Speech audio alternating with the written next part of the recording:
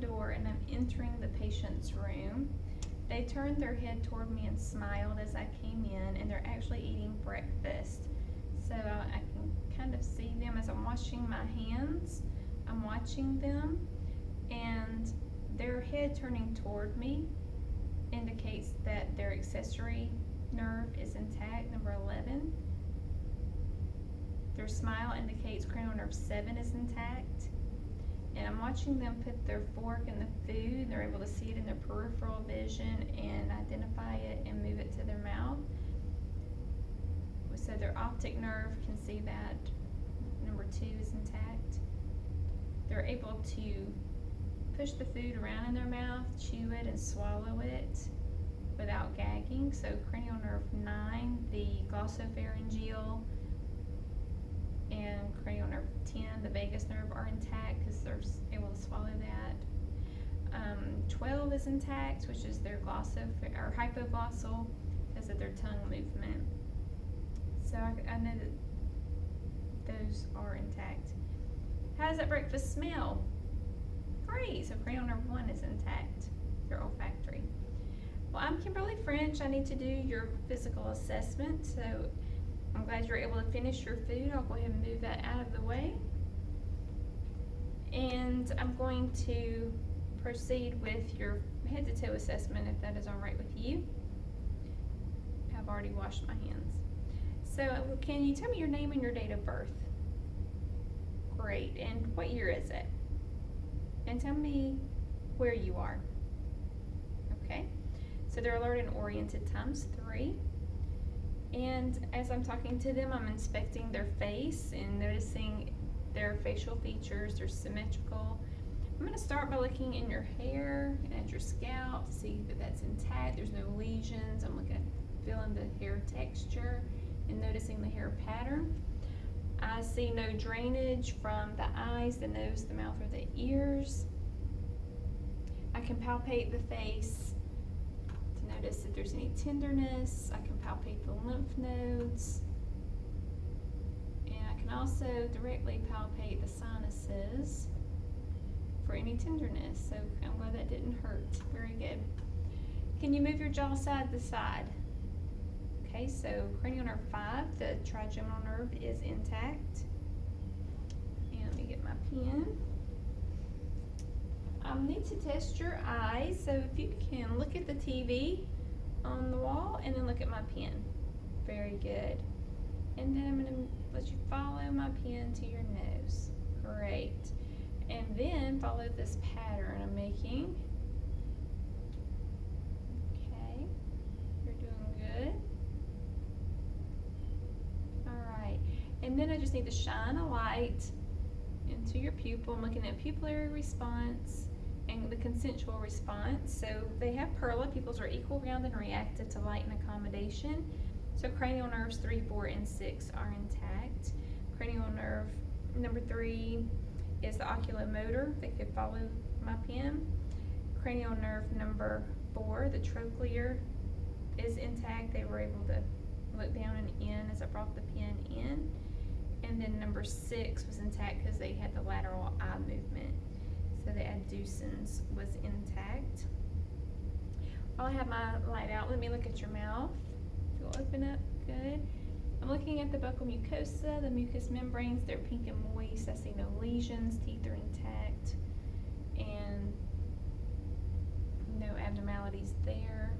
Nose looks good. The external eye structures look good.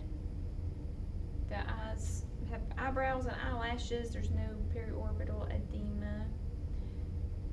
I'm going to go ahead and listen to your heart and lungs.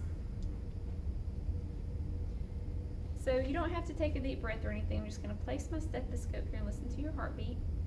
I'm listening to the aortic valve at the second intercostal space, right sternal border. The pulmonic valve at the second intercostal space, left sternal border. This is Erb's point at the third intercostal space, left sternal border. Tricuspid at the fourth intercostal space, left sternal border. I have to move your sheet. I'm going to listen at the left midclavicular line at the fifth intercostal space for the mitral valve. This is where I would count the apical pulse. So, and I've counted it at 72 beats per minute. And this is also called the point of maximum impulse, PMI. Good. Inspecting the chest for rise and fall. It's symmetrical, regular breathing pattern. I see no accessory muscle use. When I place my stethoscope on your chest, each time I move it and place it on your chest, will you please take a deep breath? I'm placing the stethoscope on the skin so I can not have any abnormal distortion. I'm going to listen bilaterally.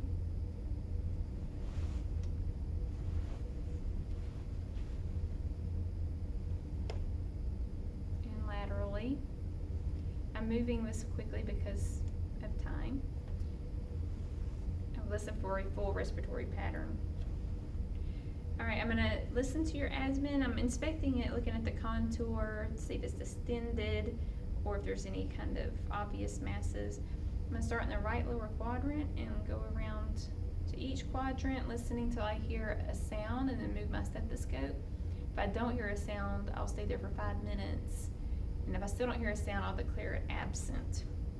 If there's any tenderness, I won't palpate that area first. It'll be last. I'm going to lightly palpate the abdomen in those same quadrants, in that same quadrant pattern. Good. All right. And I need to, their stomach was flat without me lowering them down, but I'm going to put them in 20 degrees and look for any JVD. They can turn their head to the side, and I don't see JVD. And so now I'm going to be looking at the extremities.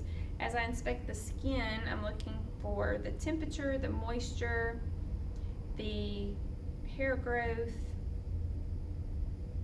I'm looking for any lesions. So I'm going to palpate them, these extremities. No tenderness. I'm going to pay attention if they have any numbness or tingling that they may have. I'm going to palpate the radial pulses, check for skin turgor. I'll do it right there. I'm checking for capillary refill. You can pull me towards you and push me away. Very good. So they have good strength, good range of motion. Okay. And I'm going to do the same for the lower extremities. I'm looking for the hair growth, any edema, tenderness. And palpate the pedal pulses. Capillary refill. Push down on my hands. Pull up with your toes. Good.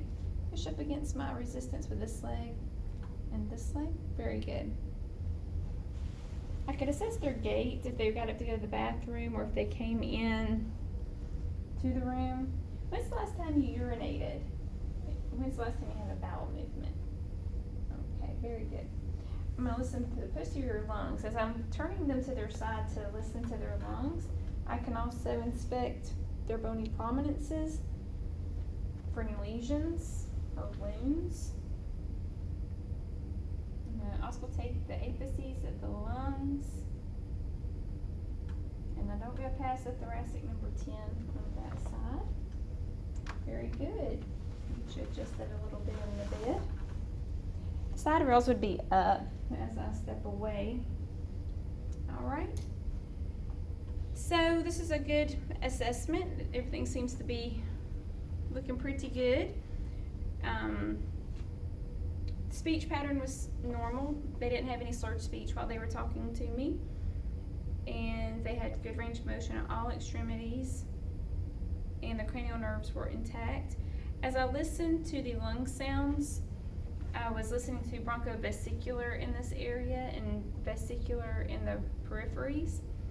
I could document crackles if I heard a bubbling sound over the alveoli areas, rhonchi if it's a sonorous sound, wheezing if it's a musical sound. I can identify the pulse sites as temporal, carotid. There's apical, brachial, radial, femoral, popliteal, posterior tibial, and pedal. And that concludes my assessment. Thank you.